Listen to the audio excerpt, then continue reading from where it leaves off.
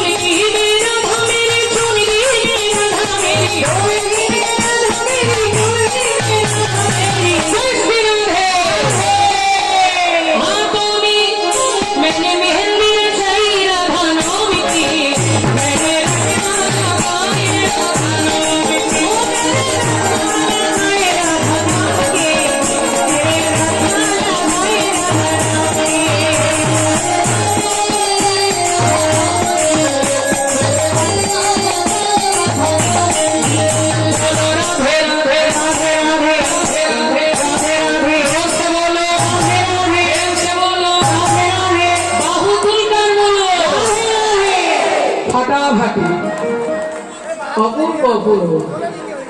একদম আমার সরকার বাজারের মায়েরা বাবারা ভীষণ আনন্দ দিতে যাবে। হ্যাঁ, এবং কীর্তন শ্রবণে তারা ভীষণ রসিক। রাধে রাধে, প্রেম সে বলো রাধে রাধে রাধে রাধে, প্রেম সে বলো রাধে রাধে, প্রেম সে বলো রাধে রাধে, বাহু তুলকার বলো রাধে, সব মিলকার বলো রাধে রাধে, এক সাথ বলো রাধে রাধে। না, এত সুন্দর লাগছে, হাত নামালে হবে না। খুব সুন্দর পরিবেশ, হাতগুলো তুলবেন। হ্যাঁ, দারুণ দারুণ। বৃন্দাবন কি জয় জয় বলে রাধে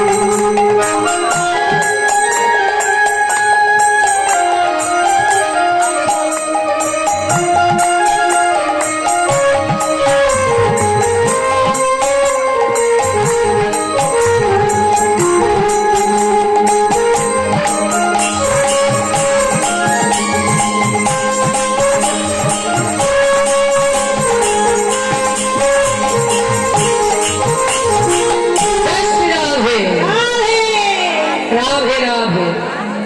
সর্বদাই যত বদনে কৃষ্ণ নাম থাকবে ততই জিহ্বা নৃত্য করবে। কেমন? কৃষ্ণ নামে। জয় রাধে।